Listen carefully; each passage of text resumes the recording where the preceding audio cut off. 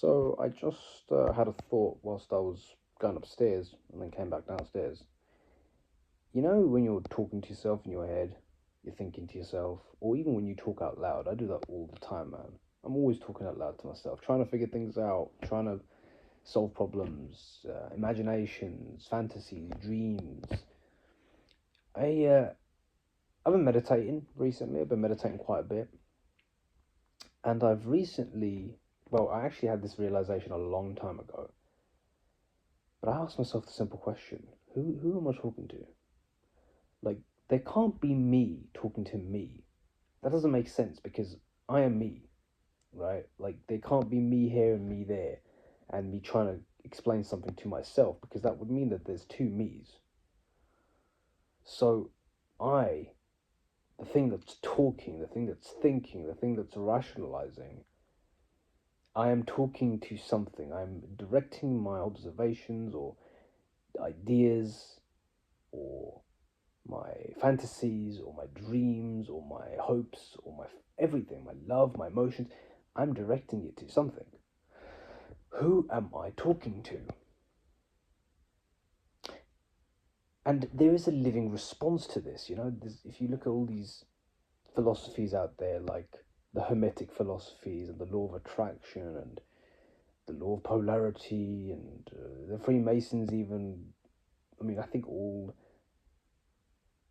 really coherent organizations all have spiritual laws as their fundamental, and they all attest to God. They all attest to God, and they all attest to bringing forth the sentient energy from God to even work.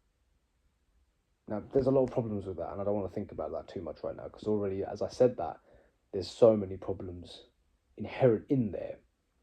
Like, for example, okay, fine, if all organizations or people draw their power and energy from God, then serial killers, rapists, murderers, tyrants, genocidal maniacs, do they draw their energy from God as well?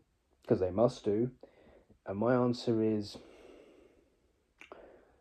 no, they don't, because God doesn't give them that energy. God will never allow it because God is the vibration of up. God is the vibration of higher. The vibration of creation is not a lower vibration. It's love. The vibration of creation is love. Again, there's some problems with that as well. But realistically, even let's say, I mean, my brain goes to the worst case scenario, and it says, all right, fine. If the vibration of creation is love, then what about RAPE? What's that about? Like, that's not love. And my answer to that is it is a creation. It is an act of love, but it's been corrupted by human beings. It's an act of love. It is an act of love. Like, it's inherently an act of intimacy and closeness and emotional bonding between two people who feel a deep, deep connection with each other. And to reduce it to a materialistic, animalistic act is not just barbarity, it's against the human principle. Because the human principle is one of deep love and deep empathy and understanding and connection. That is what we are at our core. Anything else that we do is a betrayal of that principle. We do not hold ourselves to the standards that we ought to. And again, there's that debate between, well, what is and what ought to be, what should we actually follow? And my answer is, we do what we should do. And that's what makes it an is. When we do not do what we should do, we create an is that is evil, aka the world that we live in. But anyway, I'm not here to philosophize today, I'm just here to talk about God. And I'm here to say that that person that you're speaking about all the time, the person that you're speaking to all the time, the person that you're trying to get to understand or even make reasons for or excuses for or justifications for, you are talking to God. You're talking to God all the time. You're talking to reality. You're speaking to existence. You're speaking to it. And it listens, brother. The whole, sister. It listens. The whole thing that we're looking at. It is reality. It is real, sentient, alive. And our vibrations and our thoughts and who we are, they ripple in every direction we look. Like, you are so much more powerful than you think you are. You're more powerful. Like, the beliefs that we have, the thoughts that we have about ourselves, they are the only limitation of what we actually are doing in every single given moment.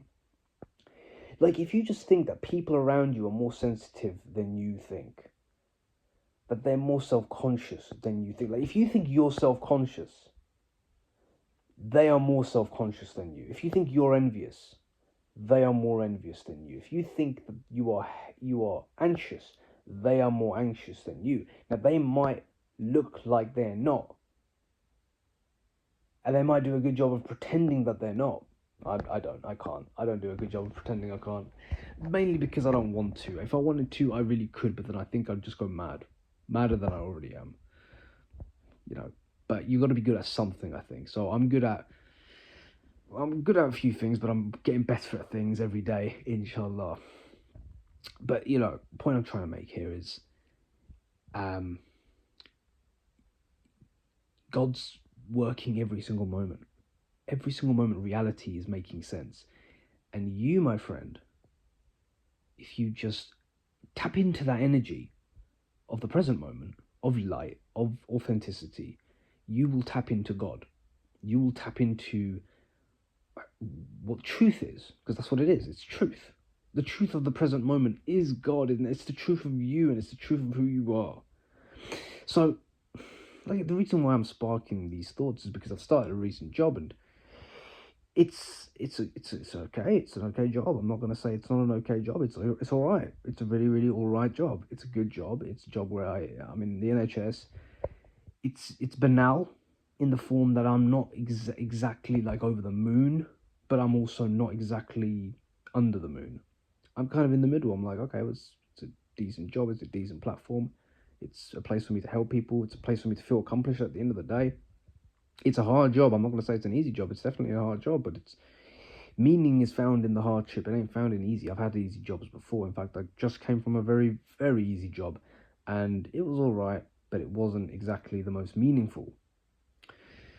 So, seek meaning. Yeah, for sure. Like, if you're ever stuck in terms of a path, always choose the one that holds more meaning to you. And even if that meaning is probably going to be a hard path, like, if you think about the most hard job you could do to serve humanity, because I look at the Lord and Savior Jesus Christ, I think about him, and I'm like, and the reason why I call him Lord and Savior is because he came to me when I wasn't spiritual. When I was we're always spiritual. We're always spiritual because we're always in our heads, we're always thinking, we're always imagining, we're always plotting, we're always thinking, right? So we're always spiritual. But when I was in a dark place mentally, and I was an atheist, Christ came to me in the form of commissioning me, you could say, to write this essay about King Clovis, about France in the Merovingian time. And I repeatedly had visions of Jesus during this time when I was writing this essay. And I was drawn to read the Bible, of course, because I wanted to write more accurate information regarding the conversion of Clovis to Christianity. And I was like, well, Gregory of Tours, who wrote about Clovis, he's writing about the Bible. And I'm like, okay, well, what's the Bible about? So then I opened the Bible, I started reading Proverbs, I started reading this, and I'm like, I'm blown away by some verses in Proverbs. I'm like, oh my God. And by the way, I think that's when I began my retention streak as well. So it was all like coinciding, man. And then I wrote about Clovis, and I was reading the Bible at the same time, not because I was religious, but because it just worked hand in hand with the work that I was doing. And that was my beginning. I never became a Christian then, but that was the beginning of me turning to God. Because before that, I didn't believe in truth. I believe that truth is what you make it. I believe that truth is what you make it, and even though I didn't really believe that in my core, but on the rational side, you could say, or on the intellectually arrogant side, I believed that you could just make up the law. By the law, I mean you make up the law, not the English law, the Pakistani law, or the Spanish law, or the international law, but the law itself, like the truth. That's what the law is about. It's not about my words that I can use to gimmick my way into a certain situation, or to get out of a certain situation, or to let me off, or to break this or to get away with something. Basically, the law is not what I say it is. The law is the truth. And constitutional law, administrative law, government law, monarchical, like all of these laws are prerogatives, procedures, ways in which humanity mirrors the divine law that governs reality itself. And I think the law is the most important thing that we have as human beings. And it's a sacred thing. And it's something that is incredibly morally attuned. And I think people who say that it's not are really, I think they're the real criminals. The people who say that the law is just words, sophistry, something that I can just make up at a given notice to get away with what I want to, or to get what I want. I think these people are the true criminals, because they say the truth is a matter of opinion. And I do not believe that at all. I don't believe the truth is a matter of opinion. I believe that some opinions are stronger than others, and I believe that some opinions are weaker than others, and I believe that usually the might, the more skill, the more tenacious, the more cunning the man is, will manage to get his way, for sure, in that moment.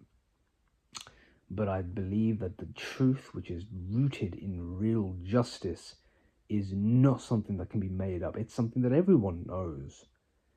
And those who can communicate it the best are the ones who are called the best lawyers, in my opinion. The ones who can screw the law and use their sophistry to make their own truths up and make it sound convincing. Basically, what they've done is they've taken a lie and they've dressed it up as the truth. And they've used very convincing mechanisms of wordplay to make it sound like the truth, but it's still not the truth. Those people are not lawyers, in my opinion. They're sophists. And today, in our society, most lawyers are sophists, because that's what they believe. They believe that the law, they take a positivist attitude to the law, and they believe that the law is something that is created just because I say it is. And that's wrong. So anyway, those are my thoughts about God, my thoughts about the law, and my thoughts about truth, and my thoughts about the philosophy of law. I guess that's what we're talking about today, eh?